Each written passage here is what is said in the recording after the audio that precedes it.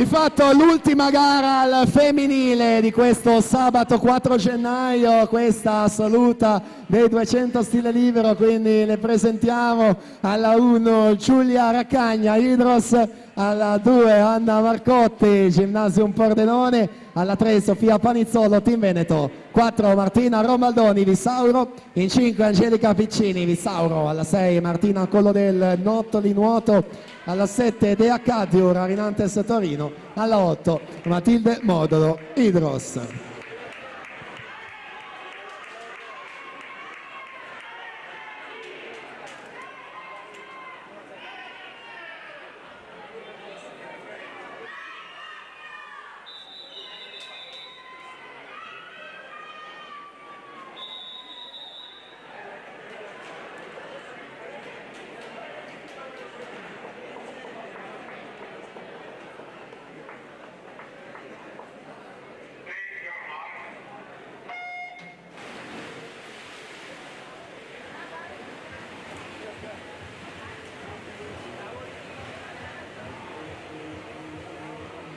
Finale 2 stile a salute, il primato è di Federica Pellegrini, era stata qui nel 2007, 1,57 e 67.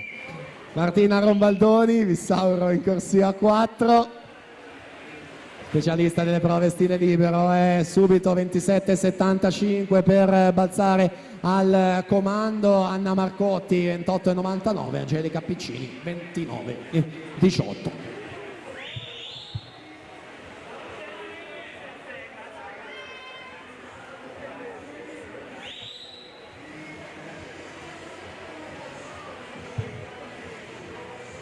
Martina Rombaldoni 7,75, quindi al 50, vediamo a metà gara 57,99, 30,24 al secondo tratto, Angelica Piccini 31,71, Martina Collodel 31,46.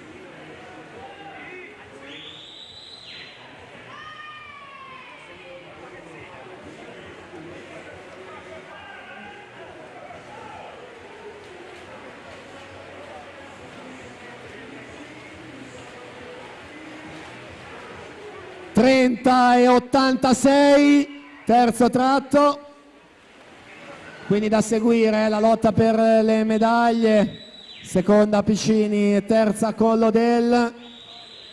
Torniamo là davanti però per seguire quest'ultima vasca, vediamo se siamo al di sotto dei 2 minuti. Martina Rombaldoni in spinta, ultime fatiche bracciate per terminare la sua prova e quindi arriva la vittoria con 2 minuti e 9 centesimi.